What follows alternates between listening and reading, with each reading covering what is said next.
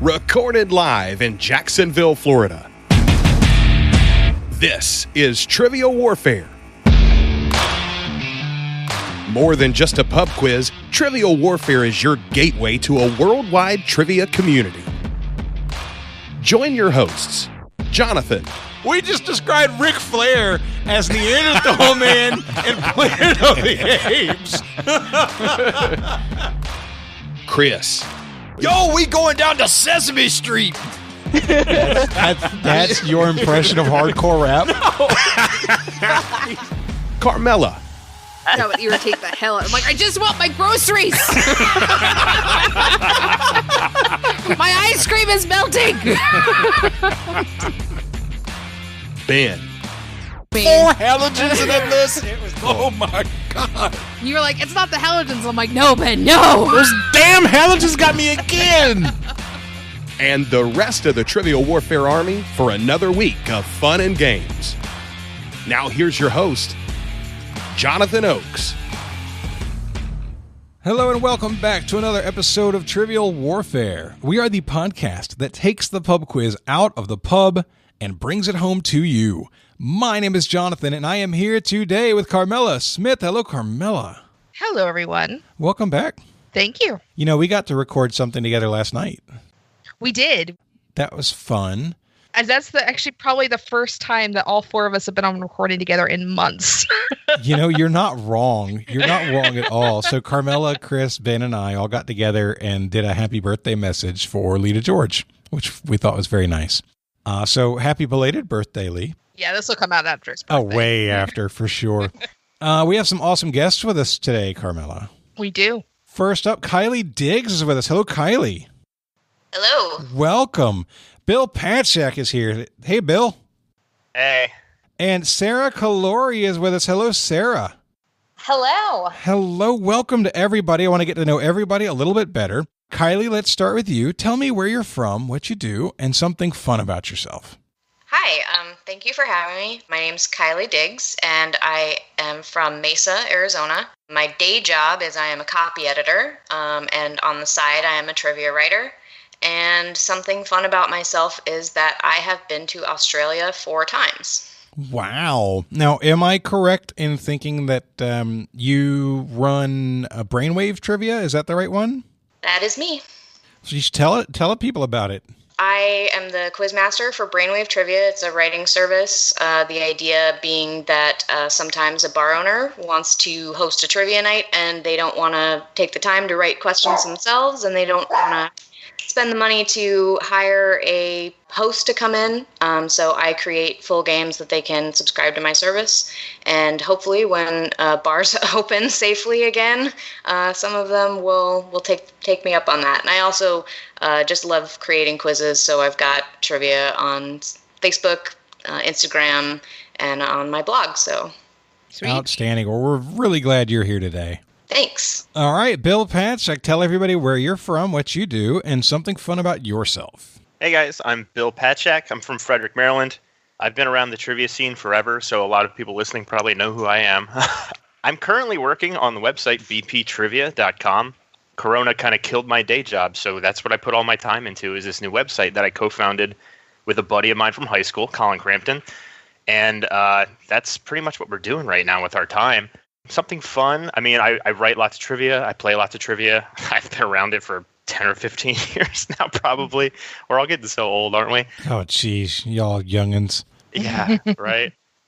And I got married 3 weeks ago. Woo! So that was fun. Yeah. Yeah. Our wedding was originally scheduled in October. And with the way that the world was looking, I didn't think we were going to get married in October. We had a whole wedding plan with like guests and drinks and a party and all that. And it's like, yeah, this isn't going to happen. So we fought and argued about what are we going to do? And we finally decided. I said one night, I was like, okay, well, if we're not going to do it in October and we want to get married anyway, why do we have to wait till October? Let's just do it tomorrow. And she's like, what? And I'm like, yeah, let's just go get a license and get our family and let's just go get married. So we got our license. We found someone to marry us. Her brother's friend, Matt, her brother Matt's friend, John, is a registered minister with the flying spaghetti monster of the Pastafari. So he put on his spaghetti strainer hat. We went in my parents' backyard, and he married us in front of her parents and my parents and our brothers and sisters, and we did it. We got married, and we still want to have a wedding and a ceremony at some point, but we are husband and wife, and it's very fun. It sounds like it was a traditional Pastafarian wedding. That's really great. It was very funny. He after he married us, he started throwing spaghetti on us. He kept saying, like, sausage ball, a meatball, a Parmesan cheese. Wow. Well, Bill, we're glad you're here, dude. Thanks, man. And Sara Callori, tell everybody where you're from, what you do, and something fun about yourself. All right. I am currently living in Redlands, California, although I'm an expat from the East Coast. I grew up in New Jersey and made my way to New York and actually lived in Australia for 2 years before making my way to Southern California. I came out here because I am a physics professor, and this is where I got a job offer. But I love it because I will never have to shovel snow voluntarily again. Like, not voluntarily, mandatorily shovel snow again. There's only winter when I want it. And something fun about me, I am clearly the amateur trivia person here today, and that's slightly intimidating. I've never professionally written for any trivia, but I have been writing some games every other week for a bunch of old rugby friends that are all spread out around the country. So that has been really fun, although it's like half pop culture from the 90s and half like double entendre trivia. So that's where my brain has been lately. So, Sara, it amuses me that you're looking at this group and you're feeling a little bit of intimidation. You're the one who's been on Jeopardy. Okay, it was only second place. And something I've learned about Jeopardy players. The fact that you got on the show tells me your quality of skill. Regardless, some of the very best trivia players I know were third place finishers. So I'm not. That was me. Never. Yeah, I'm never. Well, I said, Bill. I said some of the best players I know. You also said that she was the only one on Jeopardy. You completely forgot about Bill. I didn't say the only one. I said she is the one. I wasn't judging. No, Kylie might have been too. I don't know. Yeah, no. So second finished. Whatever. You made it on. You're great. Yeah. I will say, though, like most other people on Jeopardy, I am totally the type of person that will never buzz in on the football category. Oh, there we go. That was brutal. Well, we're going to have a lot of fun, and we're going to start this fun off with a game that we call Warm It Up, Chris. It's time to warm it up on Trivial Warfare today. And there's only one person who can warm it up for the TWA, and that's Chris. And sometimes Jonathan. I am going to be playing the part of Chris today. Today's Warm It Up Chris question is brought to you by Will Emerson. Thank you, Will. Thanks, Will. So I'm going to give you a famous license plate in pop culture history. I want you to name who the owner or temporary owner of the car was. And I have as many as 2 clues per license plate to help you. Sound good? Yep. Sure. All right, we are going to start with Sara. Sara, the category is a movie license plate. The state is California. The license plate is Out of Time. Outatime. Can you tell me who the owner of the car was? So I know it's the DeLorean from Back to the Future, which means I think the owner is technically Emmett Brown. I assume it's his car and he owns it. Correct answer is Doc Brown. Your clues would have been DeLorean and Back to the Future, so you pretty much had that. Carmela, this is from a movie. The state is Rhode Island, and the license plate is Woof. WOOOOF. Would you like a clue? Yes. Your first clue. It's an 84 sheepdog.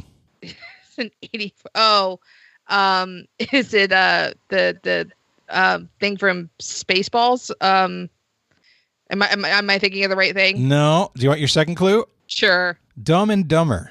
Dumb and Dumber. Oh, this is not Lloyd, the other one. Oh, it is Lloyd? I thought the other one owned the sheepdog. I think the other one does own the car. He drives it at least, right? Yeah, he's the one who drives it. Jeff Daniels' character. Jeff Daniels is Lloyd. Is he? I thought Lloyd was the other one. No, Lloyd is Jim Carrey. All right, I don't know. All I know is this card in front of me says the answer is Lloyd, and it has Jeff Daniels next to it. Yeah, No, Lloyd Harry. Christmas So one of definitely them's Jim Carrey. Harry. Is Jeff Daniels Harry? Yeah, Harry Jeff is Daniels would be definitely- Harry. Like I said, today's Warm It Up Chris is brought to you by Will Emerson. No, I'm What is sure Harry's Chris last edited name? it. I can't so- remember. I don't remember Harry's last name. Stanton? Christmas. No, No, that's that's Lloyd. Christmas. Oh yeah. Harry. I don't know. I don't remember. Yeah, so maybe it was Harry Jeff Daniels, or maybe it was Lloyd.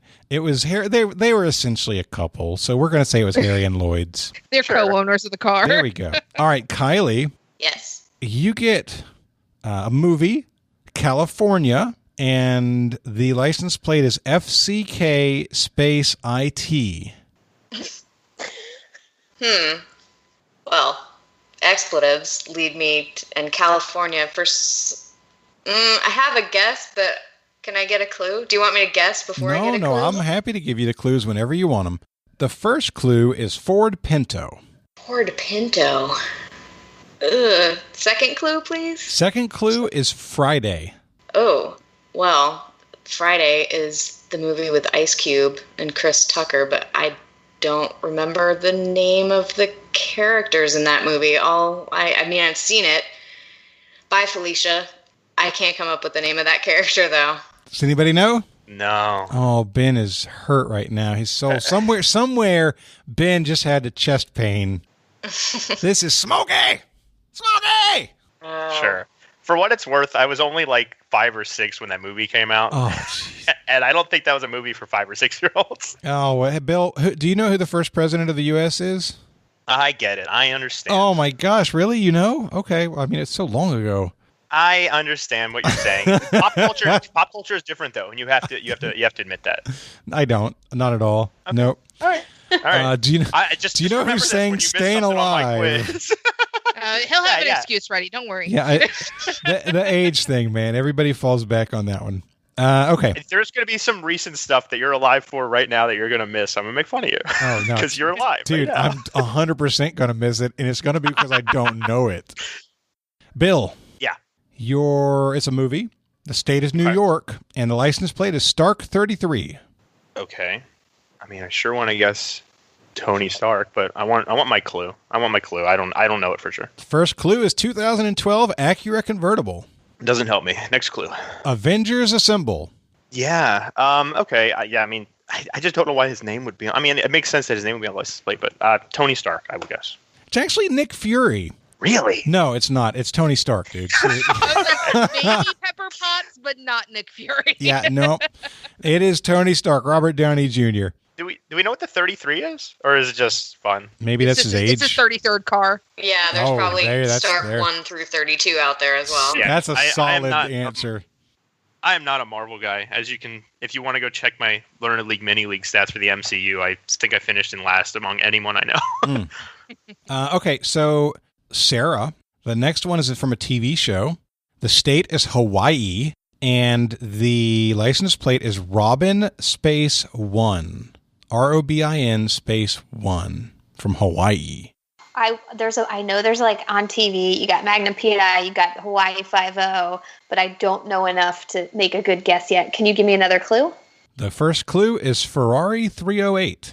Yeah, it doesn't help. Let's go with clue number 3. It's actually clue number 2 is Magnum Pi. Oh. I'm like, lean into the Magnum.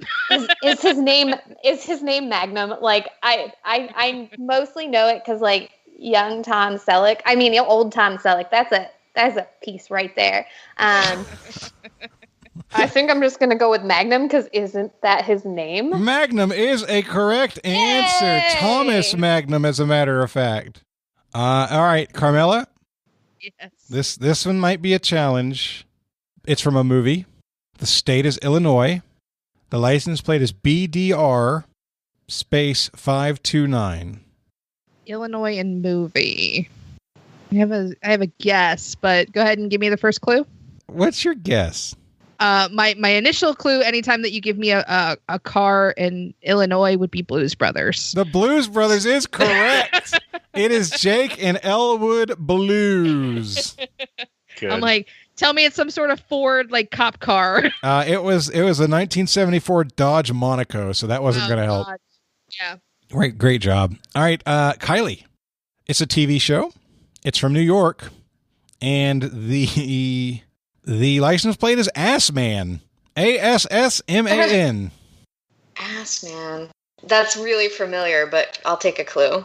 The clue is 1973 Chevy Impala. Next clue. Seinfeld. Oh, Seinfeld is one of the huge pop culture gaps because I've watched a few episodes, but not enough to know a ton. I'm just gonna guess Kramer. Kramer is correct. Yeah. Nice. It was a mix-up at the DMV. He got the wrong plate. All right, we're going to go around one more time. Bill. Yep. You get a TV show, California. The license plate says fresh. The license plate said fresh, had a dice in the mirror. This has got to be the cabbie from the opening sequence of Fresh Prince of Bel-Air. The cab driver is the correct answer from the Fresh Prince of Bel-Air. That's well done. Thanks. Okay, Sarah, I'm going to give you a TV show, California. Knight. Knight. I'm assuming it's Knight Rider, and his last name must be Knight. I keep wanting to say Bobby Knight, but isn't that a coach from basketball? It is. Yeah. I know a sport thing. Is it Michael Knight? It is Michael Knight. Well done. Mr. Feeney was the voice of the car. The first clue is going to be talking 1984 Pontiac Trans Am. Carmela, you get Ecto 1, New York movie. Oh, who actually owned that car? Well, I mean, it's the Ghostbusters car. Mm-hmm. So, you want me to give you a Ghostbuster? Was it Ray? Who owns it? It is Ray. Look at this great car. Everything Ray buys, everybody else looks at it and they're like, that is a piece of shit. He thinks it's amazing. All right, Kylie, we're going to finish up with you. TV show, New Mexico, LWYRUP.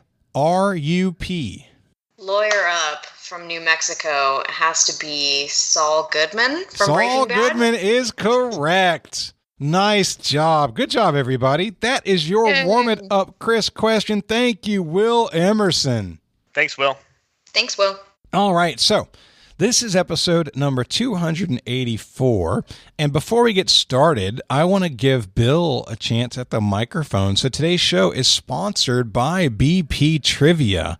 They bought out the show today so that we can talk a little bit of BP Trivia and actually play questions that could appear on a BP Trivia style game. So, Bill, why don't you tell us about it? Sure. So bptrivia.com is our website that we just started. BP Trivia is an online trivia game where we do hand-graded quizzes of varying sorts of difficulty. You submit answers, you hop on leaderboards, you have profiles, statistics, badges, and all that good stuff. I started it with a buddy of mine from high school, as I think I said earlier. Colin. Yep. Yeah. But in January, we were talking, and he's like, Learn League is really cool. I'm good at web development. We should do something. Do you want to write for me? And I'm like, yes, because I would love to do something with all the writing I want to do and like the kind of questions I want to do and the games I want to do. And it turned into BP Trivia, and we've been doing awesome. Like, honestly, we started in February with our first quiz, a BP 100 in February. And in the past 6 months, we've been running just like beta with getting as many people as we can to play it and try it out. We currently have 1,200 people with an account on BP Trivia, with about 400 or 500 playing each and every quiz. And it's really, really awesome. If you're listening to Trivia Warfare, it's right up your alley. It's the same kind of pop culture, academic trivia. It gives you something to do. If you're into Learned League, it gives you something to do. And we have a lot of really great trivia players playing on BP Trivia as well. Right now on BP Trivia, we have 3 different kinds of quizzes. As I mentioned, we have a BP 100 quiz, which started back in February. It is a monthly quiz of 100 questions, and you have all month to play it. There's no time limit. You just submit it when you want. If you want to sit down and play for an hour and crank it out and knock it out, you can do that. Or we also have a save your answers feature, where if you want to play like 5 or 10 questions a day, save your progress, go do something else, and you can play it over a time of a week. It is a free 100-question quiz that you can play every single month. And at the end of the month, I grade it. You get on a leaderboard. You see how you did against everyone else. Another type of quiz, which I don't think any other trivia outlet or website has this function, This is a BP Blitz, and we're really proud of this. It is a timed quiz. So when you start the quiz, you have like a 5-minute timer. As soon as you start, the timer starts ticking down, and you have 5 minutes to play this quiz. The faster you finish your quiz, the more bonus points you get. And there's difficulty gauges, which we've introduced recently, that show you if it's mild, medium, or spicy are our 3 levels of difficulty. It's pretty cool. We do about 4 or more of those a month. I try and make sure we have one at least 1 week. But yeah, the BP Blitz is really cool and different. It rewards speed and speed quizzing and fast recall, which is really cool. The third type of quiz we have on BP Trivia right now is the BP Championship Series. And this is what I recommend the most. This is our daily quiz. It runs for the first 3 weeks of every month, starting on the first Monday. There's 7 questions a day, and you choose one question to be your doubler. And on this quiz, you get points for how hard the question was. So the hardest question of the day is a 300-point question, whereas the easiest is 100 points. And you kind of get a feel for how hard the questions are, pick your doubler, and you'll get double points for the questions that you get right that you choose. And if it's the hardest one, you'll get, 300 plus 300. There's 105 questions for a season, 7 questions per day for 3 weeks for 15 matches. And that happens every month starting the first Monday. That's really cool, too, because we have a ladder where you climb the ranks, you get badges, you get like a standing and like all kinds of stuff. So like they're actually named after Greek letters. So your first one is you're in the Alpha League and you climb from Alpha 1 to 5. Then you go to like Sigma and Gamma and whatever badge you earn in the BPCS actually carries with you throughout the website. So if you are a Sigma 5 player on the BPCS and you play a BP 100 quiz, on the leaderboard it'll have Jonathan Oakes, Sigma 5, right there, so you can kind of see how everyone's doing on the BPCS. And that kind of feels like our bread and butter. While the BPCS is a lot like Learned League, it tends to be a little more accessible. Right now, each match day is playing about 65% correct percentage overall. And I also tend to write just more pop culture. So it is more pop culture skewing than academic, but there is a mix of everything. So hopefully everyone can enjoy it. Right now we're in beta, and it's free to make an account and free to play our quizzes, and free through the end of August. Starting on September 1st, we are introducing BP Plus, which is a subscription to play some of the quizzes. And that's going to be $4.99 a month. And with that $4.99, you get access to every BPCS quiz, every Blitz quiz, every 100, everything for the whole month. The BPCS is over 100 questions. You're going to get 4 or more Blitzes, which it tends to be around 100 questions. So it's $4.99 for about 200 questions a month. The BP 100 is free and will always remain free. The first month that you sign up for a BP Plus subscription, that will be completely free as well. You have a free trial to play for a month. So if you sign up on September 1st, when we introduce the BP Plus, you get September for free, where you can try out BP Plus, see all the content you can get. And if you like it, you can keep subscribing and keep playing. Otherwise, you can cancel it and just play the BP 100s or not play at all. So I hope you give it a shot at the very least. I'm very, very proud of what we've come up with. Thank you so much for letting me come on and talk about this. And I really, really feel passionate about this. I really hope people give it a shot. I'm hosting and writing the quiz today. So if you liked my questions today, maybe you'll like BP Trivia. So that, I think, is a great point. I find that I really enjoy your questions. I've enjoyed your questions since before you opened BP Trivia. I think you're a really, really good question writer. And I think that today's game will be a good example for people of what they might expect if they go play. So that's awesome. Thanks so much. Thank you, Bill. All right. So today's game, it is going to be Carmela and Sara versus Jonathan and Kylie. Bill is hosting. This is episode number 284, and it is time to play the game. Players. Oh, yeah. Y'all know what time it is. This is Mr. Literature himself, cordially inviting you to the game. This is 6 rounds of trivia goodness. 3 questions per round. Every right answer gets you 10 points. In the middle, we'll take a pause for the cause and ask a midpoint question worth up to 20 juicy points. After round 6, you can wager any or all those points you've been building up and take a shot at the final round. It's a series of theme-based questions we call the Gauntlet. It's just that easy, baby. But this game ain't gonna play itself, players. Let's get it on. All right, Bill, take it away. Round 1, question 1. All right, round 1, question 1. Your first category is the Soviet Union. Your first question is, The Soviet Constitution of 1918 said that their coat of arms should include what two items, which stood for the Worker-Peasant Alliance? Kylie, I'm in the same space. I think we locked that in. Yes, I'm good with that. All right, we're locked in. I think we were pretty close to locking in too. Yeah, we had the same thought. I have a tendency to always second guess myself out of correct answers, so I don't necessarily want to revisit this if we're both thinking the same thing. Yeah, we both thought hammer and sickle, so that's what we're going to lock in with. Kylie? Yeah, that was my first thought as well. When you first started reading the question, you said 1918 Russia, and I thought we were going into a scary history place. I got very nervous. And then I thought, what is representative of a worker and what would be representative of a farmer or peasant, and thought of the hammer and sickle. Yeah, and that is totally correct. Both of you guys correct. The hammer and sickle is correct. Yeah, I didn't want to scare you off with a deep history question on the first question there, so I'm glad you were able to get it. I thought it was cool, the Worker-Peasant Alliance. I actually never knew that. That's what it comes from. So good job on that first question. 10 points for each team.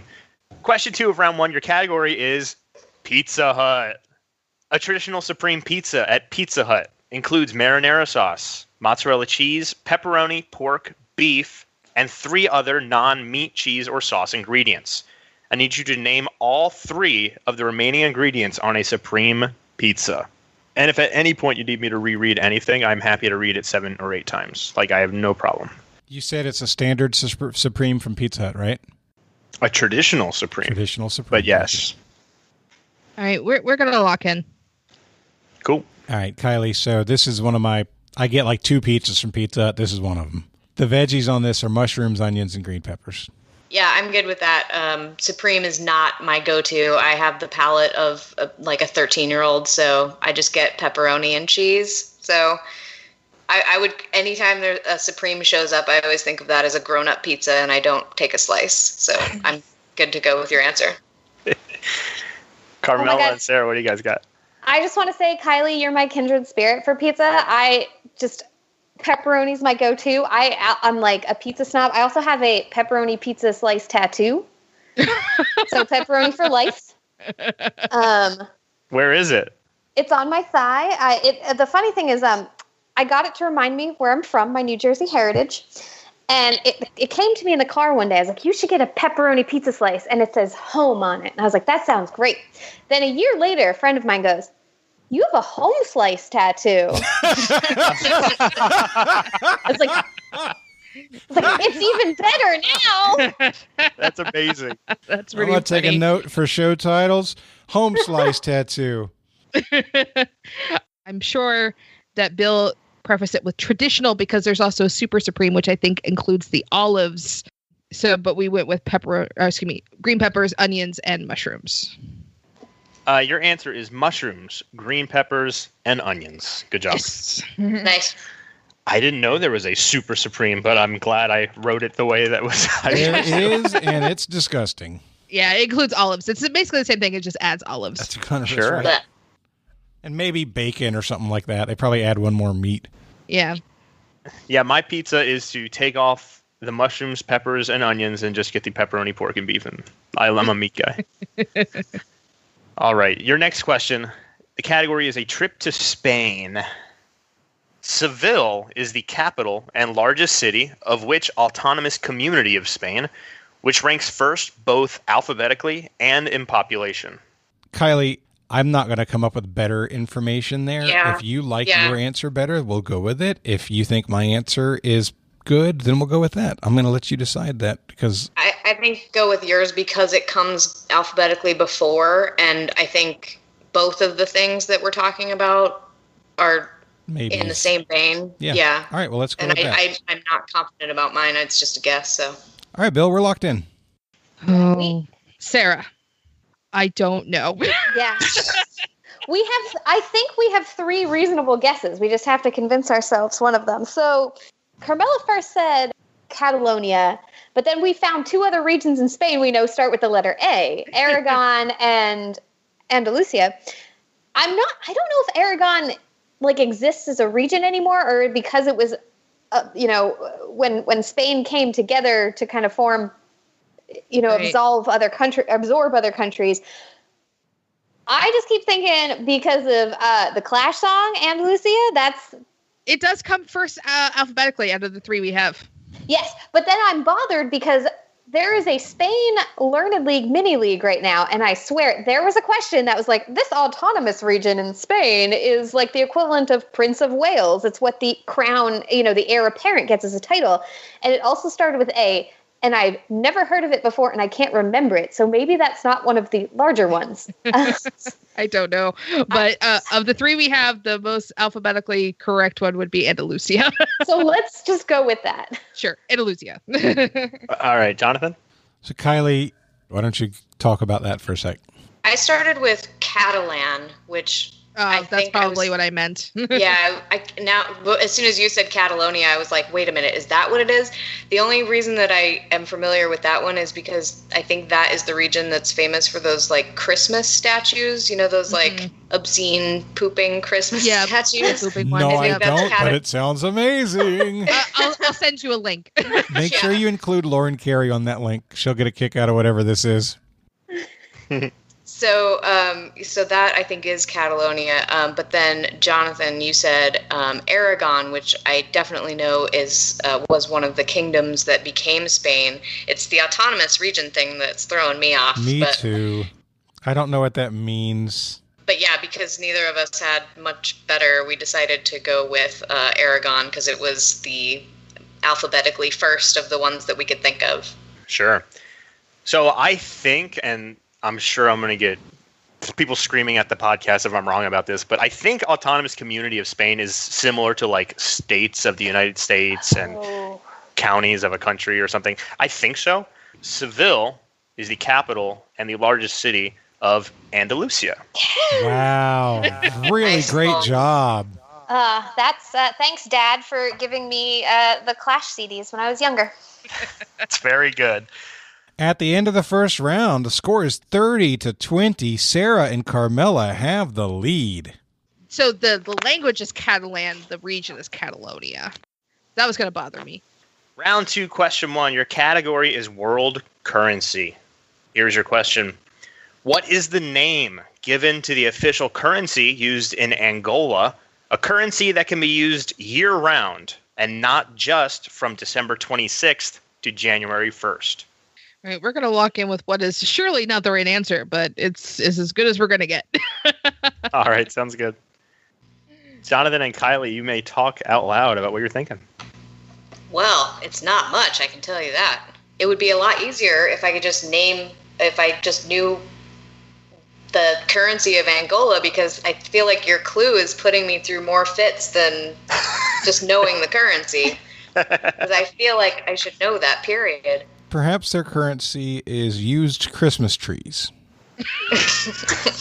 They have an economy based on Christmas trees. That's actually the official name, but I need the colloquial name. Oh, crap.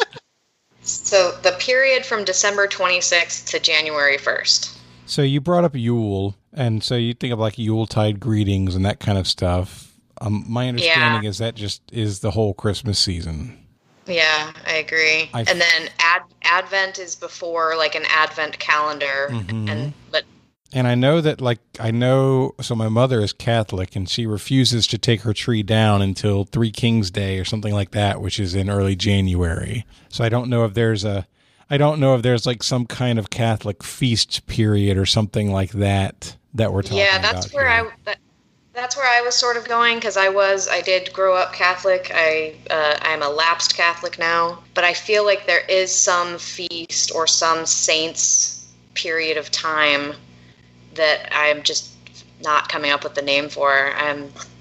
I should have paid more attention in Bible school, maybe. That's probably why I'm not a Catholic anymore. I have no idea.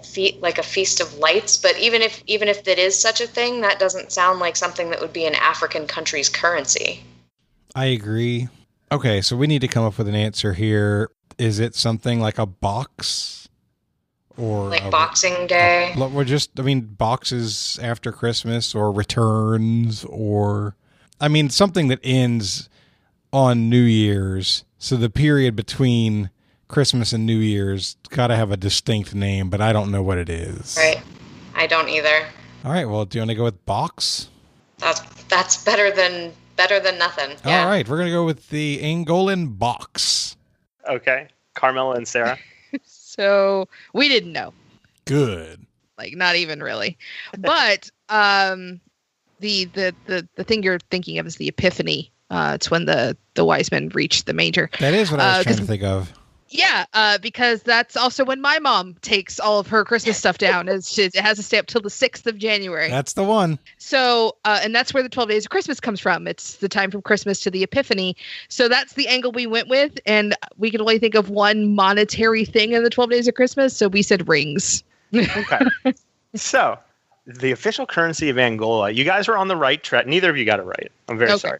We realized that. Yeah. You were on the right track with holidays. The thing was, you needed to think African holidays. Oh. I like the ability to do so. It is the Kwanzaa. Really? Oh, no. Oh, my God. I kind of thought of that, but I didn't realize. I thought that was more rooted in kind of the diaspora moving abroad rather than rooted from Africa. I didn't know that, actually, so... I don't know. It's a holiday that's from December 26th to January 1st this year and is the currency of Angola. Wow. Yeah. Well, now we know. Yeah. Knowing is half the battle, I'm told. G.I. Joe. I appreciate the fight, at least. All right. No points awarded there. Next question, though. Round 2. Question 2. Category is the study of what? Here's your question. Geminology is not the study of gems and gemstones. That's gemology. But rather, geminology is the study of what? Can you spell geminology? You know, I was about to say, Jonathan, would you like me to spell that for you? Because I know you love that. I just want to make sure I'm not... If it's a J, I want to know. Absolutely. It could be a study of gem and the holograms.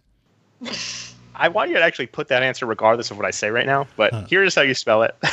Geminology. Geminology. We're locked in. All right, Jonathan and Kylie, what are you thinking? So, Kylie, I have a thought. I want to preface this by saying I don't know the answer. Okay? Mm-hmm. I do know that Gemini in the horoscope, or whatever the hell you call the astrology wheel, the symbol is the twins. And so it could be that Gemini has a root in the concept of twins, and this could be the study of twins. I think that's 100% right. That was my first thought also. Oh, okay. All right. Well, then why don't we do that? Yeah, I'm good with that. Let's lock Bill, that in. We're saying twins. Okay, Carmela and Sarah. We pretty much had the same conversation, right, Sarah? Exactly the same.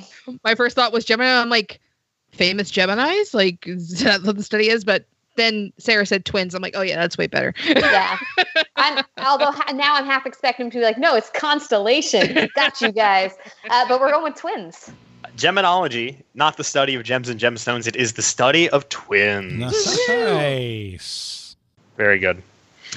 And yeah, perfect logic. Gemini is the twins. Very good. Round 2, question 3. Category here is 80s comedy films. Lisa and Michelle Blair were just 4 months old when they took turns playing Mary Bennington, one of the 4 title characters in what 1987 comedy? All right. I'm with you. Go for it. Okay, we'll lock in. Oh, well, we were just about to lock in. Sarah, you were... So I immediately saw like infant writing down like, films I know have infants in them, but once you got with 4 title characters, I was like, 3 men and a baby equals 4. So we went with 3 men and a baby. Okay. Jonathan, Kylie? Yeah. Basically, when you said 80s comedy, my ears perked up. And then when you said 4-month-old was one of the characters, I immediately went to baby and 3 men and a baby. Mary Bennington, one of the 4 title characters in 3 Men and a Baby. Yay. Really great job, Kylie. I'm glad I didn't have to think of that. Good. She was actually one of the 3 men. The baby was Steve Gutenberg. Yeah. Who also had cocaine in his diaper. I mean, who didn't, honestly? I was like, I had to think about movies with babies, and then you said 3 Men and a Baby. I'm like, oh, good, because I couldn't think of any. When he said title characters, I thought I was looking for a movie with 4 names in the title, and I'm like, crap. At the end of the second round, the score is 50-40. Sarah and Carmela have maintained their lead. Yay. All right. We're going to go ahead and start round 3. The category here is magazine covers. Your question. A certain symbolic woman appeared on the cover of the May 29th, 1943 edition of the Saturday Evening Post. Either name that symbolic woman or identify the artist that painted that cover. You'll get 10 points for either answer. You'll get a... Jonathan, how many bonus points do you usually do? I have 5-point bonus here. Just 2 points? Yep. Okay. 2-point bonus if you get both of the names. All right, we're locked in. Okay, Jonathan and Kylie. The first thought that I had about the symbolic woman from 1943 would be Rosie the Riveter asking women to head into the workforce while the soldier boys were overseas. I'm pretty confident that that is correct. And then the other thing that I am pretty confident about is the Saturday Evening Post covers were very often done by Norman Rockwell, which, Jonathan, that was one of your thoughts too. Yep. So the only thing that's tripping me up is I have never heard that Norman Rockwell is the artist behind Rosie the Riveter. And it doesn't look like his work. Not really. His work is really, really soft edges, almost feathery around the edges. So from the question, I am way more confident to say that the symbolic woman in 1943 was Rosie the Riveter, and then take a stab with Rockwell because of the Saturday Evening Post connection for the bonus. Are there any other artists in the time that it could have been? Warhol, I know that's wrong, or another American like another artist. Like a famed illustrator. Yeah, like the name Thomas Nast keeps coming to mind, even though I think he was political cartoons. Yeah. I just wish that I could get some connection in my brain between Rosie the Riveter and Norman Rockwell. I mean, Rockwell, he's the kind of, he's like a, who's the guy who does all the cottages with the pastel flowers? This isn't the answer, but you know what I'm talking about?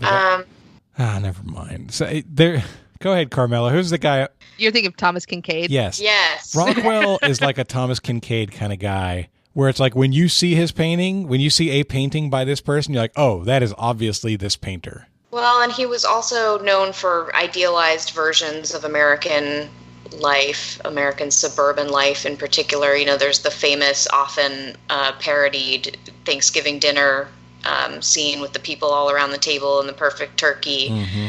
I keep coming back to it because I'm very certain that he is most often associated with covers for the Saturday Evening Post. I agree wholeheartedly. So I think we might as well go with it. It's the best we have. Okay. So do you want to do Rosie the Riveter for our main answer and then Rockwell for the bonus points? Yes, ma'am. Okay, we'll do that. Carmela and Sarah? We had a very similar but much shorter conversation and ended up with the same conclusion. We know Rockwell is the most commonly associated artist with the Saturday Evening Post, but I wasn't sure that he actually did Rosie the Riveter, but we didn't have anything better. So we said Rosie the Riveter and Norman Rockwell. The certain symbolic woman who appeared on that cover, both you guys getting your 10 points, it is Rosie the Riveter, is correct. The original picture of Rosie the Riveter, the We Can Do It poster, was made in 1942 by J. Howard Miller. She was reanimated and put on this May of 1943 cover. Probably a picture that people haven't really seen, but notably looks like and is Norman Rockwell. Oh, Yes. man. Awesome. That was a different version. We stressed out over nothing. Yeah. So the famous Rosie picture is someone else, but this cover on the Saturday Evening Post was Norman Rockwell. All right. Like, that's definitely not Norman Rockwell. That picture I'm thinking of. 12 points for both teams. Good job. Yay. All right. Round 3, question 2. Your category is Life in the Fast Lane. Here's your question. What does HOV stand for in reference to the restricted traffic lane or the HOV lane found on many highways around the world? I'm down with it, Kylie. We'll lock in. All right. Carmela and Sarah, what are you thinking? See, now I'm conflicted. Now we both think we know, but there's like slight discrepancies. So I thought it was heavily occupied vehicle.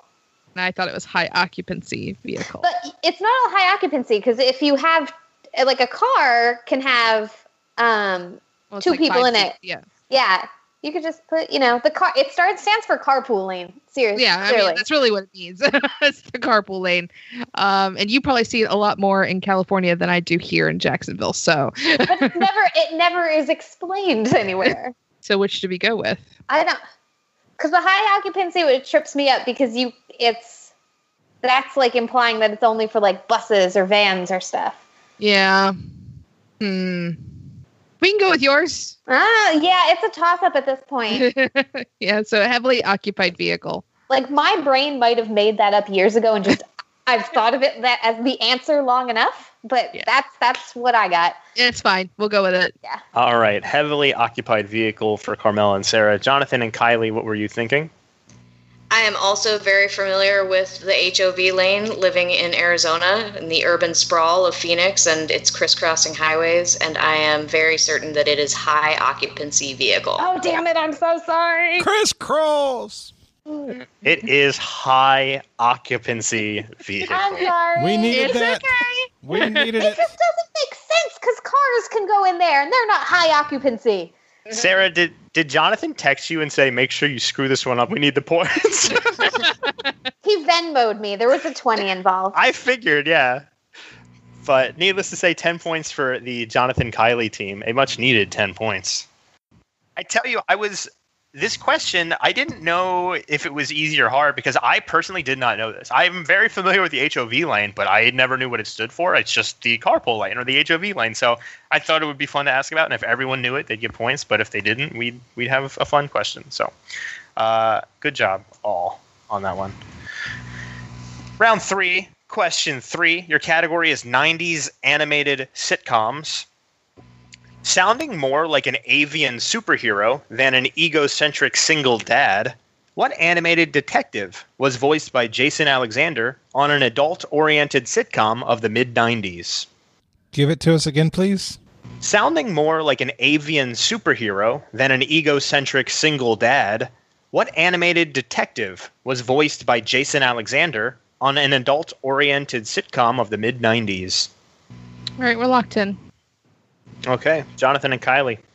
So you said 90s animated sitcom and then avian superhero, and the first thing that I thought of was Darkwing Duck, but then you gave the rest of the question, and I was like, oh, it's not that. Yeah. It is a duck, though. Did they make a TV show out of Howard the Duck? No, it's similar almost. This is a duck, and it's a poorly drawn. It's poorly drawn. That sounds critical. It is what I would call a sloppy animation, almost in the style, like if you told me that this person went on to do the series Big Mouth on Netflix, I would say, yeah, that sounds like the same. That looks like the same artist might have developed over time to get to draw that. It's a duck, and I feel like his best friend is a cow. And I feel like he lives in a house with an overpass going right over his head. That's familiar. And he's orangish with a yellow bill, maybe orange, maybe brownish with a yellow bill. And it's I don't remember the name of this show at all. The cow might be wearing green suspenders. In my mind, it looks like it might be Magilla Gorilla looking, but a cow. I think I know what you're talking about. Detective, and it sounds like an avian suit. So it ends with duck, and it sounds like a superhero, and he was a detective. Like Duckman. I think it is Duckman. Is it Duckman? I think it's Duckman. Yes, I think it's Duckman. I was just spitballing, but if that triggered something in your memory, then I'm happy to go with that. I think we should go with it. I think it's Duckman. Okay. All right, we're going to lock in Duckman. Jonathan and Kylie locking in with Duckman. Carmela and Sarah, what do you got? At least part of what he described sounded like Rocco's Modern Life. I thought he was talking about cow and chicken for a second. Yeah, but both of those have a very similar animation. That looks the same. Okay. But that's not what we went with. No. I mean, you seem to have so much thunder. I have no idea what the show is, so my guess was simply on the name alone, and I'm pretty sure it's wrong. I was like, I don't know, Harvey Birdman, because, the Birdman movie, and I was like, I know there was an Adult Swim show where he was attorney at law, but my brain was like, maybe there was an earlier one where he went to be a detective, and then he was, so my completely and likely very wrong answer that Carmela was happy to go along with, maybe she's learning her lesson not to go with my confidence anymore, was Harvey Birdman. Sarah, everything you said was completely correct. Harvey Birdman is an attorney at law, so he is unfortunately not the answer to this question, because we did need a detective. Jonathan, you seem to know a lot about this TV show without knowing what it was called. But thank God for your teammate, Kylie. It is Duckman. Yes! Yes! Oh, that's teamwork right there. I remember I probably watched maybe 3 or 4 episodes of this, and when I described it to Kylie before we got to start talking, like, this was poorly drawn and vulgar. And I mean, it was like Beavis and Butthead amplified vulgar kind of stuff. It was rough. I can't believe it. You do everything. You do everything about it. You describe the animation style and the show and what it is. It was very good. I'm gonna need another beer. If you told me that the guy who did that also did Rocko's Modern Life, I would believe you. That is the similar animation style. So I actually looked it up while you were talking because I didn't know if you were guessing or if you just knew the animation style behind this. I assume you were guessing, right? Because the styles were similar. Yeah, I don't know anything about him. Sure. So according to Wikipedia, it says Anavision and its parent Sunwoo Entertainment animated this series. And I clicked on Anavision, and they have done 50 episodes of As Told by Ginger, Rocket Power, Wild Thornberries for 80 episodes. It's very Wild Thornberries. Oh, yeah. Yeah, that makes sense. Yeah. Where they have like giant heads and small necks and like wacky bodies types. So. Oh, he had a pig sidekick, not a cow. I'm like the cow thing that you were describing is definitely Heifer from Rocko's Modern Life. Yeah, I probably got them mixed up together. Oh my God! I just Googled a picture of it, and I absolutely remember that now. I remember, yeah. Yeah, I don't know if I ever watched it. I maybe saw it in passing. Did did this same person do Big Mouth? No. Oh. Okay. At least not according to the page I was on. I can go look at Big Mouth and see who does it. That's all right. All right. I remember that. Yeah, Kylie, thank you for suggesting Googling. That was somewhere in my mind. I think I remember that show, kind of. I probably wasn't allowed to watch it, but... No, that was a big turnaround round for Jonathan and Kylie. I'll tell you what. At the end of the third round, Jonathan and Kylie have 72. Sara and Carmela have 62. For your halftime question, there are going to be 8 different answers. You can guess up to 4 of them, and you will get 5 points for each correct answer that you supply. Here is your halftime question. There are 8 different women who have had songs or have been featured on songs that have topped the Billboard Hot 100 chart in the year 2020. This year, 8 different women have had songs or been featured on songs that have topped the Billboard Hot 100 in 2020. You can guess at 4 women, and you'll get 5 points for each of those women that are correct. We're locked in. So, Kylie, do you want to start with Eilish and Swift and lock those in for sure? Yeah. Okay. Yeah, definitely. Then I like the thought of Cardi B and Megan Thee Stallion. I haven't obviously paid much attention to the top charts this year. It's not my thing, right? But I am aware of both of those. I know Megan Thee Stallion in particular has been super hot on TikTok, and so it seems likely. Another artist, now that I'm thinking about TikTok, another artist, Doja Cat, had a huge song on TikTok, and it might have been a number one. I know Carmela and I were in a game together where she came up, and I feel like it might have been a question about a number one. I'm not 100% on it. Yeah, I've heard of Doja Cat.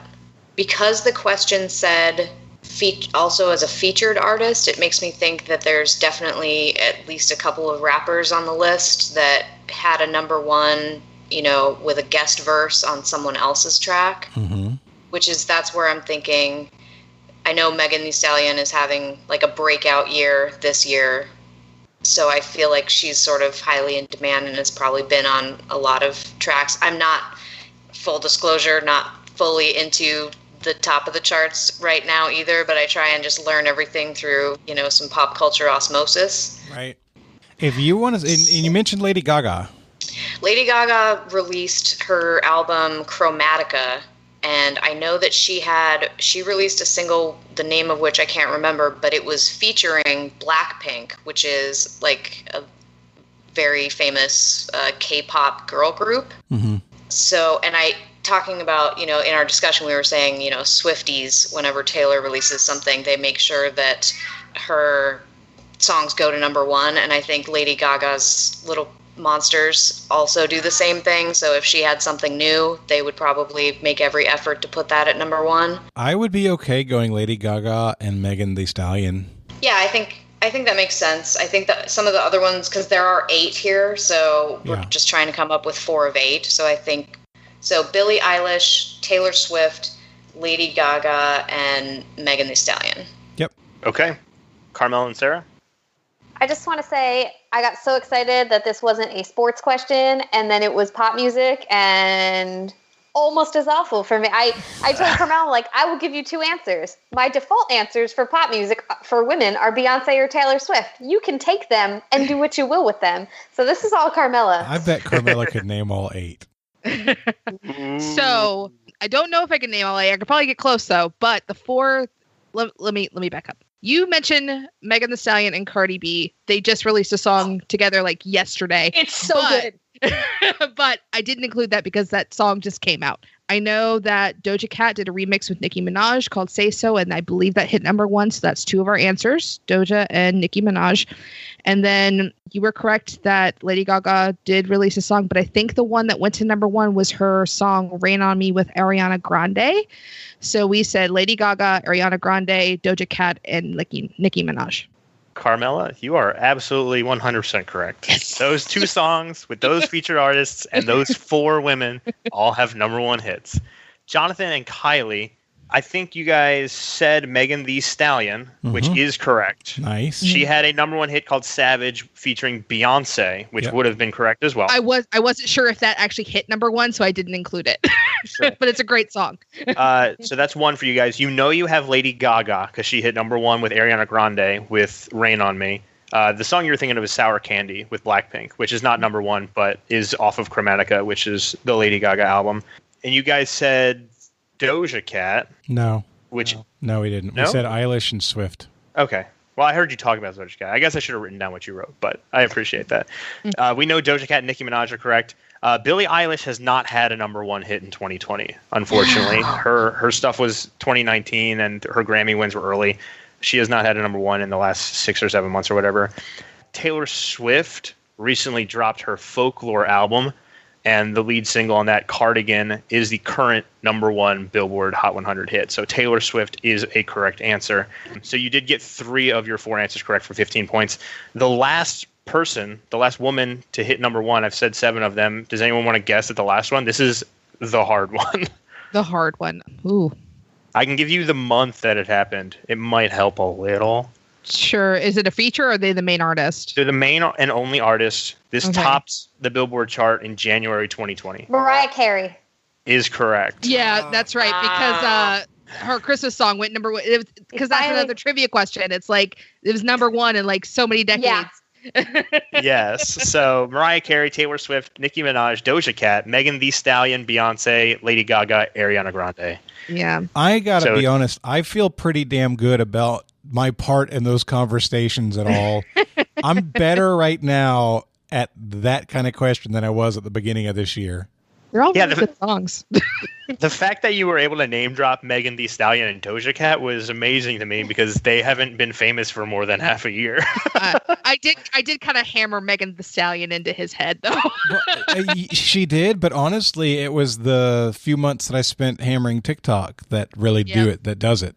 You hear the songs, you become familiar with them. You seem like a TikTok fan. I've actually uninstalled it now. Security stuff. So sure. All right. Well, we have a close game. Jonathan, you want to give us a score update at the half? Yeah, at the end of the midpoint, the score is 87 for Kylie and Jonathan to 82 for Sara and Carmela. I thought this was pretty balanced when we worked out the teams. I thought this is a really balanced game, and it is playing out that way. Hello, everybody. This is Jonathan. Before we get on to the second half of today's game, you already know that today's show is sponsored by BP Trivia. Be sure to check them out at bptrivia.com. Today's show is also sponsored by Podcast Movement. And I absolutely love the fact that we're being sponsored by Podcast Movement right now because it is a life-changing event. Each year, Podcast Movement has been a critical event in my life ever since I started the show. Participating in Podcast Movement is one of the best things that you can do as a podcaster. I remember my first Podcast Movement. That's where I met Joel Sharpton. You know, the guy who edits Trivial Warfare? Yeah, we built our relationship at Podcast Movement. That's where we got to know each other. I remember it was either my first or second Podcast Movement where I heard a keynote by Grammar Girl, Mignon Fogarty, and she walked through the basics to her. These are the basics of podcasting. And I probably took 3 pages of notes and came home and applied almost every single one of them to Trivial Warfare. If you went back and listened in the early days, every time I would come home from Podcast Movement, you would hear a jump in the quality of Trivial Warfare. It was noticeable. I noticed it at the time, and that's why I kept spending my money to go back, because it was so important to me. This year, the event is going virtual. It's going to be 4 main event days spread across 2 weeks. They're going to have topics and tracks focused on everything from creating your show to monetizing. It's going to appeal to podcasters of all levels. I can't recommend it enough. Podcast Movement Virtual takes place October 19th through the 29th, and tickets start at just $99. The prices are going to increase as the event gets closer, and our special discount code expires soon, so be sure to visit virtual.podcastmovement.com, and if you sign up, use the code TWA for the biggest discount that you'll find anywhere. It's going to end soon, so go to virtual.podcastmovement.com and sign up using the code TWA. All right, let's get on with the second half of today's game. Round 4, question 1. Your category is going to be sports video games. Oh, crap. You know what? That's interesting. So I'm good at sports. Carmela's good at video games. Which one of those is gonna pay off here?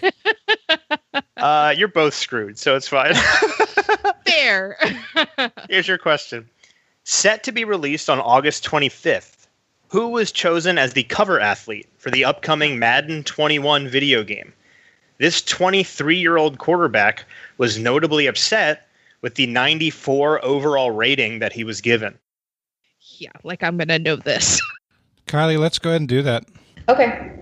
We'll lock in. All right. Carmela and Sara, what are you guys thinking? We were thinking of joke answers. Yeah. My contribution was just going to be a very enthusiastic Bortles! Ha! And I was going to go with, there's the Madden Curse. So I was just going to throw out an ACL tear for a name. I hope this person doesn't get, the Madden Curse where they get an injury or whatever. If anyone's familiar with the Madden Curse. But, yeah, we don't know. So, Bortles. All right. Bortles. I know he's not 23, but, whatever. Jonathan and Kylie. So I remember reading a headline about the Madden cover, and I thought, oh, that's a name that I recognized, which the last couple of years hasn't necessarily been the case. And I am fairly certain that it is Patrick Mahomes, because that is definitely a young QB. He's definitely hot property after the Super Bowl. So we went with Patrick Mahomes. Yeah, the only other person I thought it could possibly be that would be around that age would be Burrow, who was the number 1 draft pick this year. But I can't imagine they would have given a rookie who hasn't played a 94. So Mahomes felt like a better choice. Sure. So the Madden Curse is definitely a thing. It's been less effective in the last couple years, Very notably, the Madden 20 cover athlete, the one for the game that came out last year, the current game, has completely shattered the curse because there's no way this guy was cursed when he was on the cover. The current cover athlete for Madden 20 is Patrick Mahomes. Yes. Well, no, that's not the question. Oh, wait. Unfortunately, yeah. Oh, no. So You're Mahomes for Madden 21. Yeah. My so celebration Mahomes is... Sorry. The Madden 20 cover athlete is Patrick Mahomes, who has a 99 rating in the new game. This cover athlete, 23-year-old quarterback, upset that he has a 94 rating because he thinks he's the best. He just won season MVP, I'm pretty sure. This is Lamar Jackson of the Baltimore Ravens. Oh, Well, wow. I'm really glad it's not Joe Burrow. Yeah, no, I'm glad it's not Burrow, too. You know what? I should have spent more time on that. Doggone it. Okay. Oh, well. No harm, no foul. You think it wasn't Blake Bortles, huh? I honestly, if you gave Blake Bortles a score based on actual results delivered, he'd be somewhere around like -4. Somewhere in there. All right. Round 4, question 2. Your category is 20th century literature. Literature. One of the main characters in this early 20th century novel is kidnapped by Judge Miller's gardener, Manuel, and then sold for $50, which is 50 times the value that his name might suggest that he is worth. Name that novel. I wish you'd have stopped after the first sentence. One of the main characters in this early 20th century novel? Judge Miller. Okay. Yeah, Kylie, we can totally lock in. Go for it. Yep. Okay, yeah. Yeah. Yep. 100%. Yep. All right, Carmela and Sarah. Is there some kid named Dollar? Dollar bill, y'all. Is there a child named George Washington for like $1? I don't know this. I mean, I probably would know the title once I hear it, but as far as the plot goes, I don't know this. Oh God, it's on me to talk this out. This is bad. Oh, well, we can think of Steinbeck novels. So, I mean, that's early 20th century. So there's like East of Eden, Grapes of Wrath. Is there George and Grapes of Wrath? For anybody wondering about the weird sounds that you might be hearing, I think there's a... What is it making the noise, Sarah? I have an old man grumpy dog who insists on being in the room with me. Okay. I don't know. I don't know the answer to this. I feel like this is going to be one of those things. As soon as I hear the right answer, I'm going to be like, that probably was somewhere in my head. Kidnapped by a gardener of a judge. Yeah, I have no clue. If you want to pick a random Steinbeck book that we don't know the plot of, we can do that. Let's do East of Eden. Why not? All right, East of Eden. Jonathan and Kylie, what did you lock in? Jonathan, you seem like you locked in pretty quick. Yeah, I was excited about this one. I recently read this novel to Sebastian, like a month ago. It was the first. It was the first novel link thing that I read to Sebastian.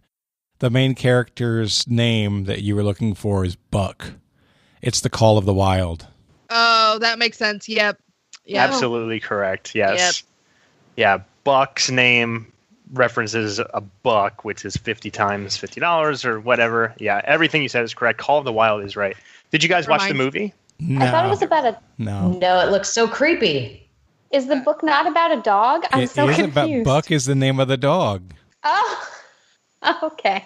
Yeah, it was funny to me that a dog was interrupting you as you were trying to think. Oh.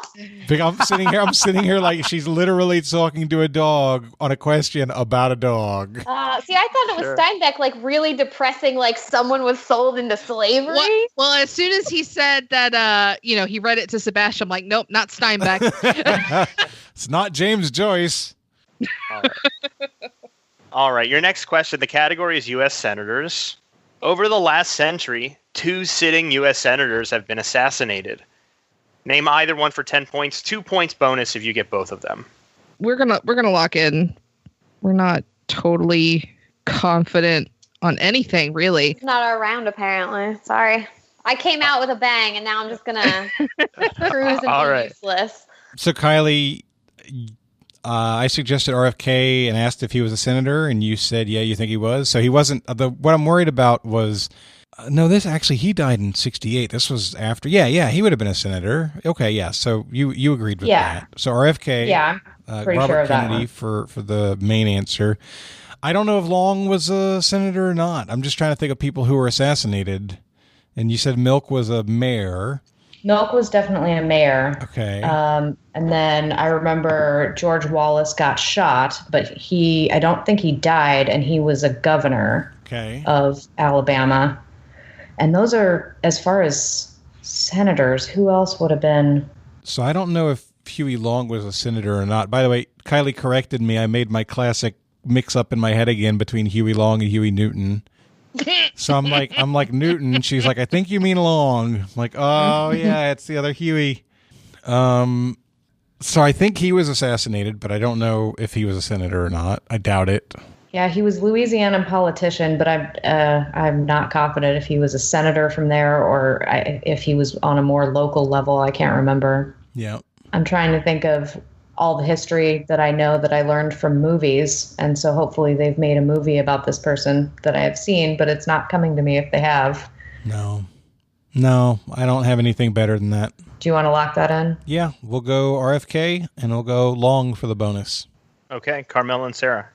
Yeah, we didn't know. Just because it's going to get corrected when the episode comes out. Harvey Milk was not a mayor. He was a city supervisor when he was killed. Okay. But yeah, we didn't know. RFK was like the closest one that we had. I feel like he was a senator at some point. I think he did like different things, right? He was the attorney general. So when Kennedy when his brother was president, but I think after that he was a senator, but we weren't sure, but that's the closest thing that we had. So we said RFK. You said there was a senator who had visited Jonestown. I don't remember. I think it was some type of representative from what I remember who visited Jonestown and was killed there. But I thought it might be a congressperson, but maybe it's a senator, but it's certainly a name I don't know. Yeah, we didn't know. So our only answer was RFK. Their bonus answer could have been Jones. Might as well, right? Lucky Jones, sure. The great Senator Jim Jones. Oh, boy. All right. Over the last century, 2 sitting U.S. senators have been assassinated. Robert F. Kennedy is correct. That is one of the two. The other sitting senator who was assassinated, he was the senator from Louisiana near the end of his life. It is Huey Long. Whoa! Yeah. Good job. With the bonus. Good pull. Wow, but really had no idea he was a senator. That was incredible. Nice. I think he's more famous as a governor, but yeah, near the end of his life from 32, I just looked it up, from 32 to 35, he was senator until his assassination. So, all right, well, after the fourth round, the score is 109 for Kylie and Jonathan to 92 for Sarah and Carmela. Still time. All right, let's move into round 5. We're going to start out with a question called U.S. states and capitals. This is going to be a timed question. Okay. So then you'll have 3 minutes. Here's your question. Tallahassee and Tennessee end in the same 4 letters. They're the only state and capital to do so. So Tallahassee and Tennessee end in the same 4 letters. They're the only state and capital that end in the same 4 letters. The 44th state and the capital of the 26th state are the only pair to end in the same 3 letters. I need you to name both that state and that U.S. capital city that end in those 3 letters. 44th state and the capital of the 26th? And the capital of the 26th state share the same 3 letters at the end of the words. Okay. Yes. They're the only pair of state and capital. Obviously not the same state with the same the pair. Sure. Okay, so I just want to be clear. It's a capital from one state and that matches another state's name? Yep. Okay. Yeah. It's the 44th state, matches the same 3 letters at the end of the capital of the 26th state. Okay. And you need the state and the capital that have these shared 3-letter endings. Okay, start the timer. I'm not crazy when I say that, am I, Kylie? I mean, I'm like 90%, you're muted. I'm like 90% sure that it is, but, every once in a while your brain gets dumb. Yeah, state capitals, again, is one of I'm pretty sure my it is. kryptonites. I'm pretty sure I think it is. All right, we're going to lock in. Okay. Okay, Jonathan and Kylie locked in. Carmela and Sarah, you may talk out loud and you have a minute and a half. Oh, God, I feel like I'm just trying to wrap my head around which one is which. So 44th state implies kind of either this mush in the middle or like West Coast. Right. What's out there? It's Oregon. Too far. There's now Wyoming ends in ing. INGs are really common last 3-letter ending. When you think about Wyoming and then like another, like, can we think of any capitals that end in ing? That could work. All I can think about is Sebring, which is a city in Florida. God. Yeah, I'm trying to just go through capitals. What's the capital of, like, Nevada is what? Carson City. Carson City. That doesn't make any sense then. Idaho is... Boise. 30 seconds. It's time. You got to give me something. Can I just give what I'm doing? Sure. It's probably wrong, and I know it's wrong because it doesn't match the numbers, but Trenton and Washington have the same 3 last letters. All right. Trenton and Washington locked in for Carmela and Sarah. Jonathan and Kylie, you guys got pretty early. Do you think you have it? We locked in with Wyoming and Lansing. That is the correct answer. Nice. Very good. I'm looking up the capital of New Jersey. The capital of New Jersey is Trenton. It is Trenton. It is. But there's Boston and Charleston. There are other capitals that end in those same 3 letters. Yeah. Oh, okay. Yeah, these are the only state and the only capital that end in those 3 letters. Okay. Yeah. I will begrudgingly give it to you, but that was a rough... I spent that whole 3 minutes trying to figure out what the hell the question was asking. That's fair. I apologize. It was a bit ambitious, but I thought it was cute. But Jonathan and Kylie do get points on that one. So good job to you guys for parsing the question and being able to solve that. That was good.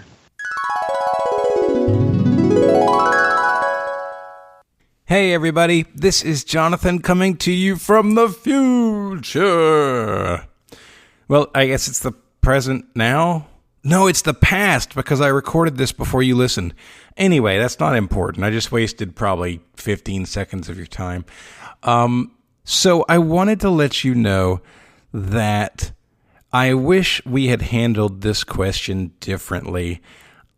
I didn't fully comprehend everything involved in the moment, but when I listened back to the question, I could see that there was definitely confusion over the fact that there were multiple state and capital combinations that ended in the same last 3 letters.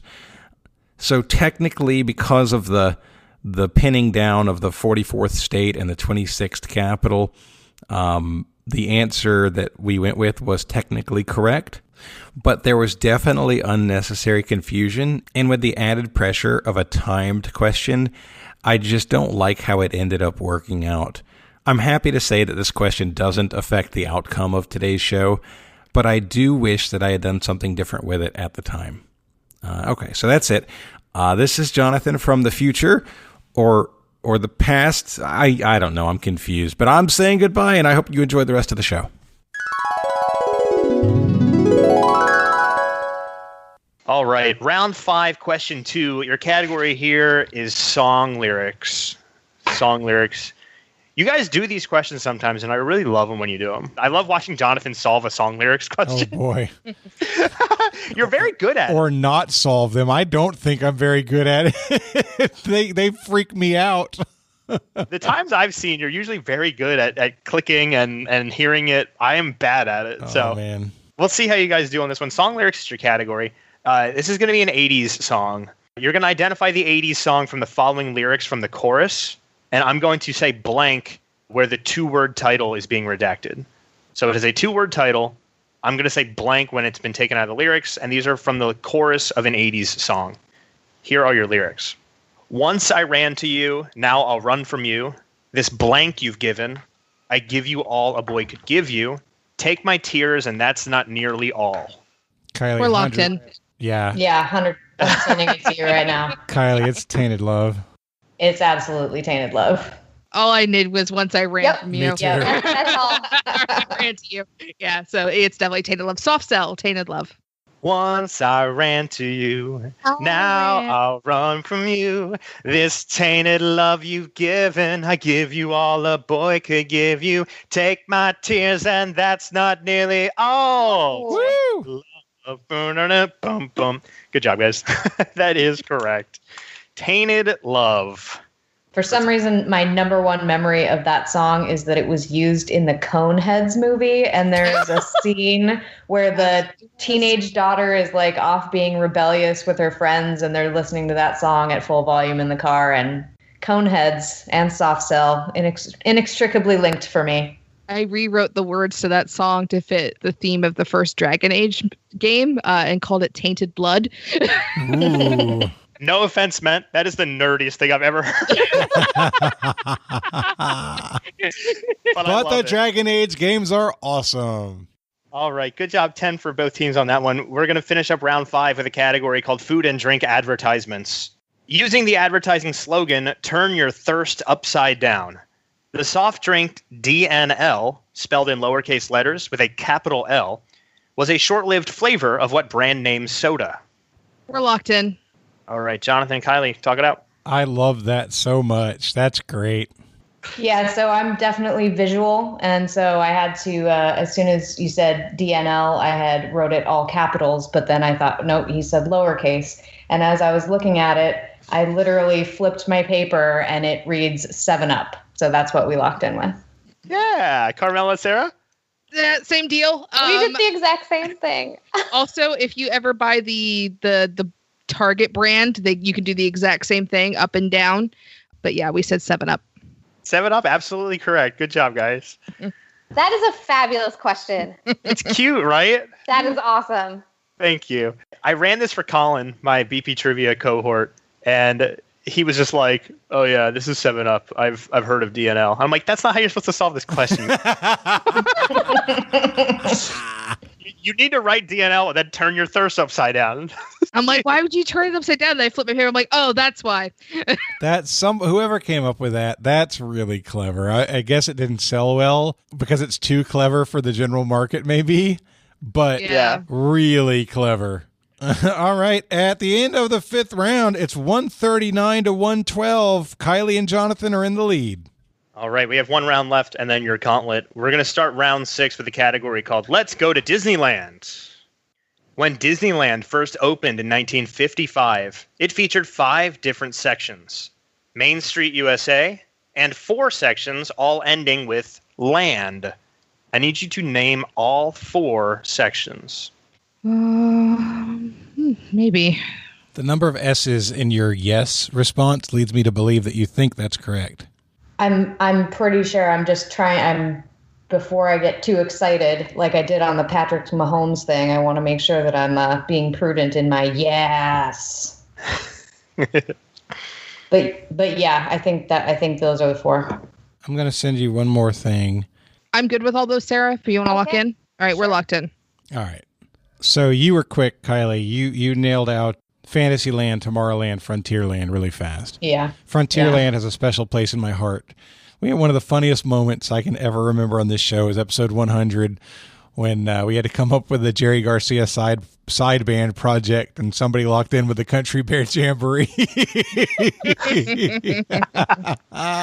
One of my favorite moments. So Frontierland always comes to mind quickly. So I suggested possibly Adventureland, and then the thing I wanted to mention was I think like that's where like Tom Sawyer's Island might be.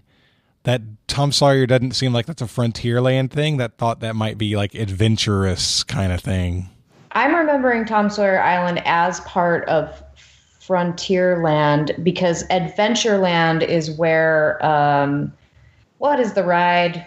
They made a movie with The Rock. Just the punny tour guides take you on the boat around the jungle cruise, and the Dole Whip and the birds, the animatronic birds that sing at you. Why can I not remember a single name of the thing in Disneyland right now? Thing. Yeah, that's all in Adventureland. I don't think we had Adventureland in Florida. I think this is specifically to the California one because I don't remember any of those things. If you think Adventureland is right, it feels good enough for me to go with. Yeah, I think that is correct. Adventureland, Frontierland, Tomorrowland, and Fantasyland. Okay, Carmela and Sarah? Jonathan, do you remember the name of that band? New Riders on the Purple Sage. Yes, New Riders on the Purple Sage. So you want to know how I remember that now? No. So the original Riders of the Purple Sage is a book by a guy named Zane Grey. He wrote Westerns in like the first part of the 20th century. Waco's mom's name comes from one of his books, so that's why I remember it. Oh, that's amazing. So. Very cool. But I've only been to the San Diego airport. That's the only part of California I've ever been to. So this was all Sarah. Well, there's two things. One is luckily, since I moved out here, I've been going to Disneyland about once a year, usually when family and friends visit. But I also I would love to plug a book. So there's this humorist called Charles Phoenix, and he is like a character. And he does like slideshows where he goes to thrift stores and finds people's old slideshows of like Americana Vacationland tourism kitsch, and he has a book called Addicted to Americana, and in the first few pages is him recalling growing up at Disneyland, and there is literally a pictures, and I was just looking at it the other day, and the map of the original Disneyland and him discussing it, and I'm pretty sure I immediately, like you both, immediately jumped to Frontierland, Tomorrowland, Fantasyland, and also said Adventureland, because Adventureland is kind of, the Tom Sawyer Island is kind of right in between Adventureland, which is the Enchanted Tiki Room, Jungle Cruise, out here, Indiana Jones, etc. And in the back is Frontierland, and Tom Sawyer Island is kind of in the middle. And we do have a New Orleans Square out here. It's between those two lands, I believe, and is where like Pirates and Haunted Mansion are. So our four were Frontierland, Tomorrowland, Fantasyland, Adventureland, and I'm making myself sound way more like one of those Disney-obsessed people than I really am. I'm just wondering when they're going to add Zombieland. Oh, they need to buy that. Right? They need to buy that intellectual property. Well, Sarah, I am proudly a Disney park fan. Christine and I have been 2 or 3 times since we started dating. This is sappy, I proposed to her at Disneyland Paris. Aww. Right in front of Sleeping Beauty's castle. So we are Disney nuts. I came on and played the Disney game for you, that's Jonathan. right. The Eliminator game we did. Yeah, I won. Oh, you beat Bonneman. I forgot about that. Heck yeah, that was great. Yeah. Boy, that's a heck of a win. Anytime you can say you beat Steve at trivia, you did something. Yeah, he's better than me, and he knows it. He was very, very congratulatory, though. He's a nice guy. But yes, I was lucky to have won that, and that was a lot of fun. So I appreciate you for putting me on that one. That was good. So Disneyland, when it first opened in 1955, there were 5 sections, Main Street USA, and 4 sections ending in land. I don't know, since I've been going to Disney World in Orlando as long as I can remember, they have the same 4 lands. So if you're familiar with the Orlando one, you should know the answer to this. Oh, okay. They are Fantasyland, Frontierland, Tomorrowland, and Adventureland. Nice. Yes. All are correct. All right. Well, good job on that one. You both got all 4, and that is our Disney fix for the game. We're going to go into round 6, question 2. We have a category here in Greek mythology. Lending her name to a constellation, what princess was chained to a rock as a sacrifice to the sea monster Cetus, but is saved by Perseus, who ends up marrying her? We're locked in. All right, Jonathan and Kylie. So, Kylie, the first name that comes to my head is Andromeda, and I think in the Clash of the Titans movie, the original with Harry Hamlin, it might have been Andromeda. But a part of me feels like I've gotten this wrong before, and that it's Andromeda's daughter. So she's a princess, and there is a constellation named after her, right? Oh, yikes. Andromeda sounds good to me. To be honest, I don't have a ton more to offer on this because mythology, I just listened to a whole series of podcasts on them, but... Cassiopeia. Who's Cassiopeia? Cassiopeia, she is the queen who was hung in the stars upside down because she committed some kind of crime, and I attribute that knowledge to the movie Serendipity. Okay, that's where I got really that good from. to know that then. I feel like I've run across this and that it wasn't Andromeda. In fact, I feel like Carmela has explained this to me, that the movie and the book were different, or the movie and the actual myths are different. She ended up marrying Perseus. So it does not strike me as a horoscope constellation, like one of our astrological ones. No. I don't even know if Andromeda is a constellation or a star. I think it's a star. I don't have anything better than Andromeda. Nor do I. All right. We're going to guess Andromeda, Bill. Okay. Carmela, Sarah?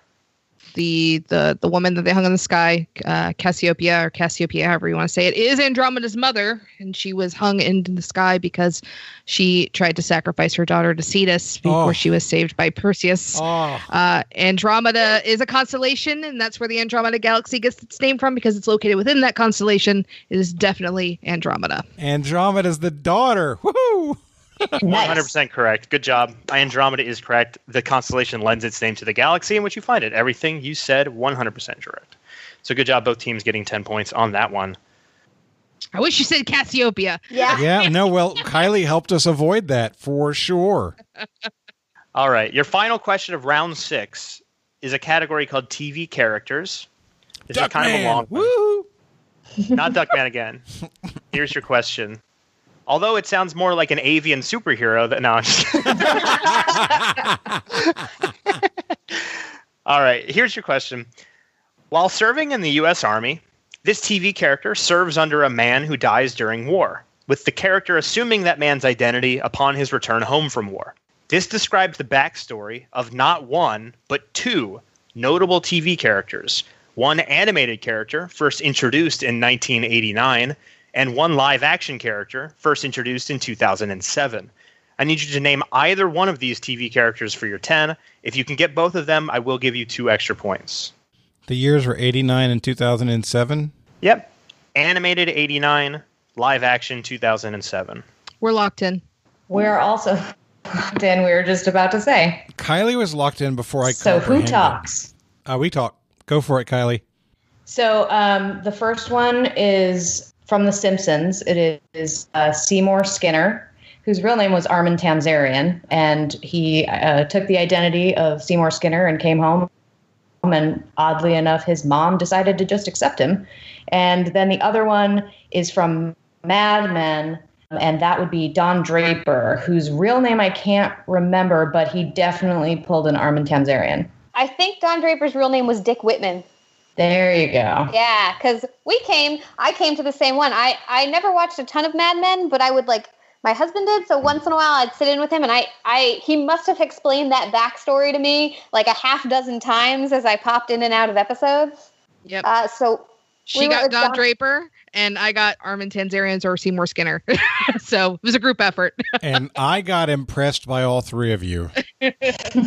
You guys absolutely destroyed what I thought was the hardest question of the game. So good job. That is absolutely correct. Seymour Skinner, Armin Tamzarian, and Don Draper as Dick Whitman both have the same backstory and are prominent TV characters. You both get 12 points on that one. Holy moly. Going into the gauntlet. After the 6th round, the scores are 169 for Kylie and Jonathan to 142 for Sarah and Carmela. So I have a different score. Oh, what do you have? I have 171 to 144. Maybe I added a 2 somewhere. The last one was worth 12 points. Did you get that? Oh, Yeah, no, I bonuses. missed that part. Okay. That was 12 and Yeah, because it 12. was 10 for each and 12 for both. So now I have 171 to 144. Yep. Then your category for the gauntlet is tabletop or board games. Oh, or no. tabletop and board games. Kylie, are you a gamer? Kind of. Not Oh, into boy. Dungeons and Dragons kind of tabletop, not like role playing. I like board games, and we play a lot of board games, but like if modern, yeah, like Settlers of Catan type board games or Monopoly kind of board games? like classic board games. Okay. All right. Yeah. Me and you. I've played Ticket to Ride once. We're at a disadvantage. Yeah. Our wager's locked in. Okay. Our wager is locked in. Okay. All right. Starting the gauntlet, tabletop and board games. Your first question of the gauntlet is like this.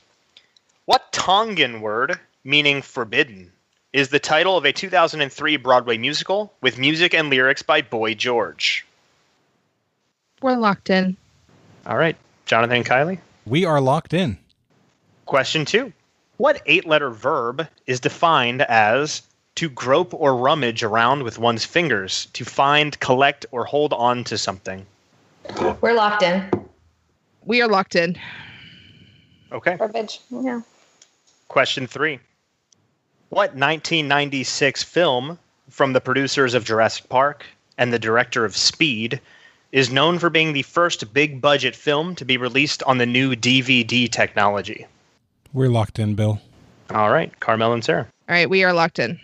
All right, I believe all answers have been locked in for the gauntlet. So let's go ahead and review the answers. Question 1, what Tongan word meaning forbidden is the title of a 2003 Broadway musical with music and lyrics by Boy George? Let's start with Jonathan and Kylie. This was all Kylie. So this one is definitely Taboo. It is a Broadway musical that was music and lyrics by Boy George. Rosie O'Donnell actually produced it, and I've never seen it, but I have watched a documentary that's really fantastic about that season of new Broadway shows. And Taboo is one of my favorite old school games, so we went with Taboo. Carmela and Sarah? Basically the same reasons. We also went with Taboo. Yep. I may not know board games, but I know musicals. All right. Question 2. What 8-letter verb is defined as to grope or rummage around with one's fingers to find, collect, or hold on to something? We'll start with Carmela and Sarah this time. I don't know. We Monopoly, but that's not a verb. We had nothing. And then something about rummage to me, I was like, I feel like my parents bought me a game that sounded kind of like Rummage when I was little, and I never played it.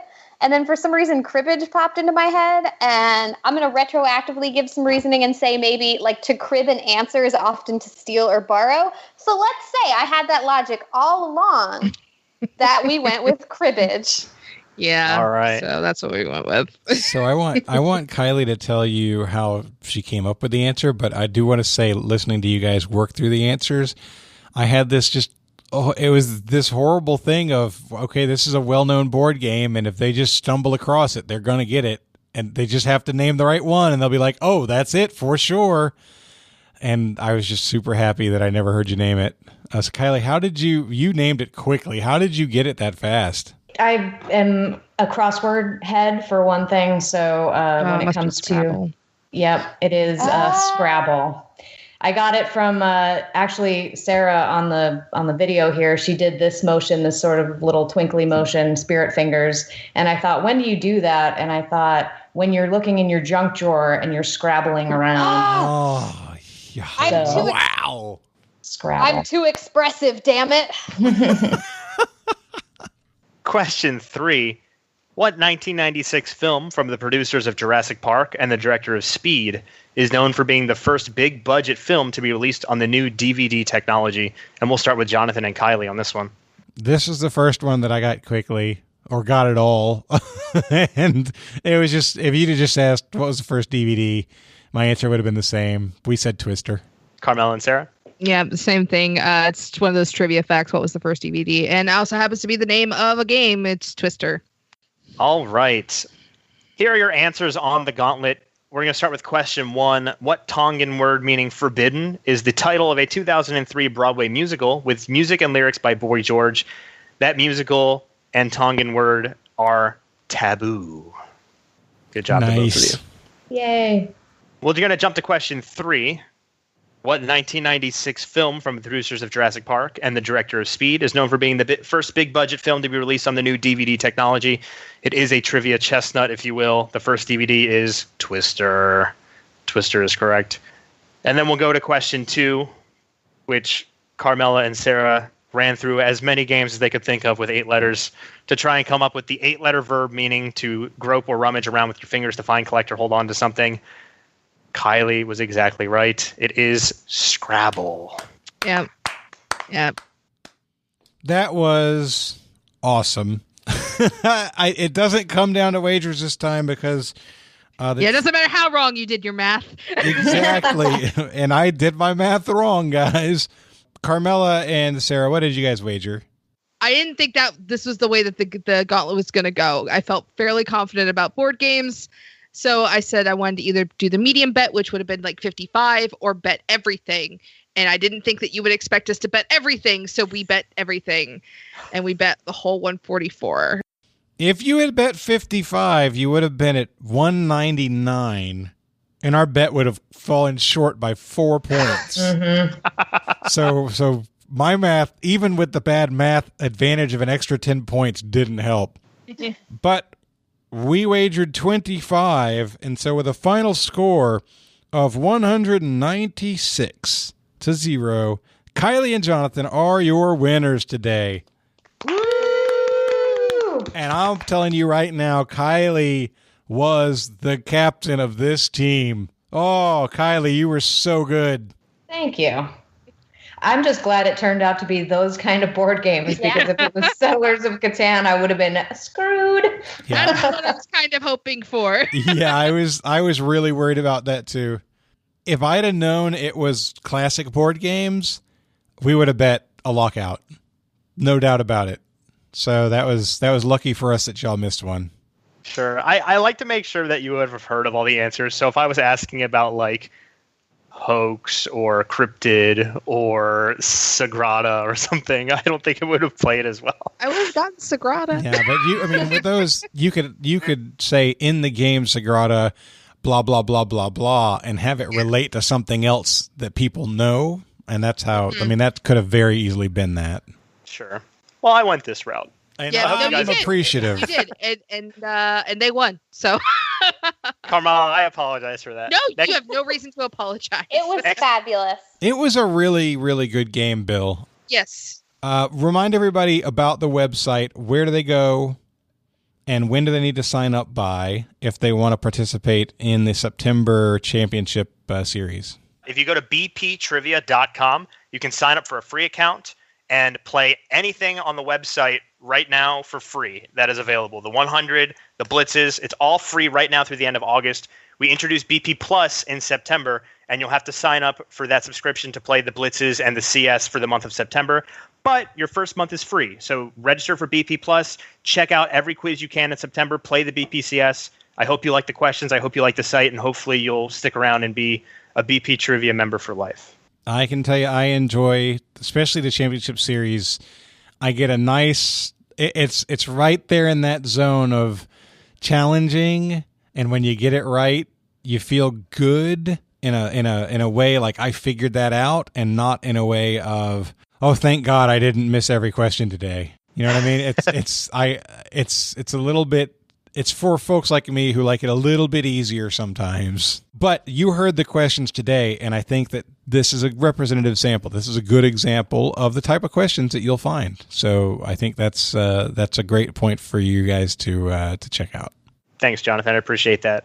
And on the championship series, I do tend to touch a little deeper on some of the academic categories as well to make sure that everybody who likes that kind of stuff gets it too. I try and do a whole bunch of stuff, but I am a self-proclaimed pop culture guy. I like the trash trivia. So if you're into pop culture like I am, hopefully you'll enjoy my questions. And there are, for lack of a better word, a load of questions every month for you to play. There you go. So it gives you something to do every day while you're sitting at home, hopefully being safe during this time in our lives. So I appreciate you guys for listening, and hopefully you can check out bptrivia.com. Outstanding. And before we go, I want to give Sarah and Kylie a chance to do shout-outs or promote a cause they care about. Sarah, we will start with you. Okay, I should probably say hi and actually acknowledge my husband and kid. But really, I always use my shout-out time to encourage people to go and donate or look for adopted pets from local rescue organizations. My two wonderful jerk.also/jerk sometimes dogs we got from a local rescue out here in San Bernardino called Cause for San Bernardino Paws. But look for all your local rescues. This is a great time when we're stuck at home to get a fuzzy new friend, and older pets are wonderful, grumpy little seniors who need love too. Oh, absolutely. And Kylie, you're up. I just want to say thanks for having me on. This was really fun. And I want to shout out my husband, Tim, who is my trivia teammate. And as a trivia writer, he gets to play test everything I write. So he has infinite patience with my nonsense sometimes. And I really appreciate him for doing that. So yeah, this was great. Thanks. Outstanding. And be sure you follow Brainwave Trivia on Twitter and Instagram too, right? Yes. And Facebook. There you go. All right, guys. Well, that's going to wrap us up. So for Bill, for Kylie, for Sarah, and for Carmela, my name is Jonathan, and this has been another episode of Trivial Warfare, where it's not just trivia, it's war. Goodbye, everybody. Woo! Thanks for listening to Trivial Warfare. Be sure to check out the revamped trivialwarfare.com as your one-stop shop to submit questions, Join the community and get access to over 150 archived episodes. Warm It Up was written and performed by Matthew Stevens. This episode was edited and produced by me, Joel Sharpton. For help with your podcast, visit propodcastingservices.com.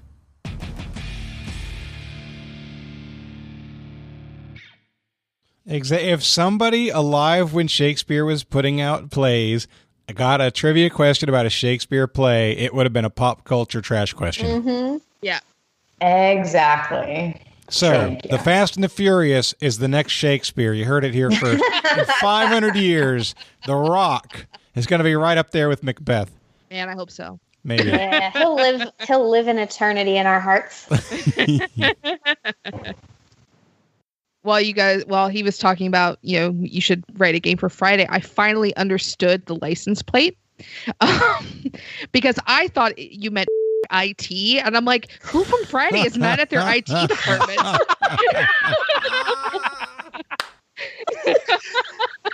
Hey, man. That's 4 games, right? Yeah, so I was like, I don't understand. I mean, I've seen the movie. I don't remember there being an IT department. So I'm like, so yeah. I just thought I should share that. That's amazing.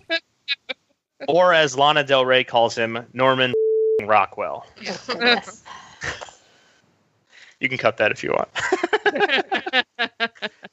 Yeah. All right. I'm going to have to go look up who Lana Del Rey is. Oh, no. No, I'm just messing with you. I know who Lana Del Rey is. I just don't know any of her songs, but I know who she is. That's fair. Her most recent album is called Norman Rockwell. Oh, well, hey, there you go. Yeah. Is that a positive reflection on Norman Rockwell or a negative reflection on Norman Rockwell? Because I could call myself Jonathan Oakes and mean it in a great way. You know what I mean? It's like, I am Jonathan Oakes, all right? You know, That's usually how I say it. I can't think of a negative connotation with. Oh, yeah. If anyone calls someone. Oh, my God. I got to deal with Bill Patschak. Oh, jeez. Yeah, you haven't absolutely. been in a car with me. No, I think if you were saying it like that, it would be, man, Bill Patschak. But if you put the after the first name, it's good. So it's like, man, this guy, Bill Patschak. But if you say Bill Patschak, that's always good. Yeah, you might be right. It's all about that inflection, though.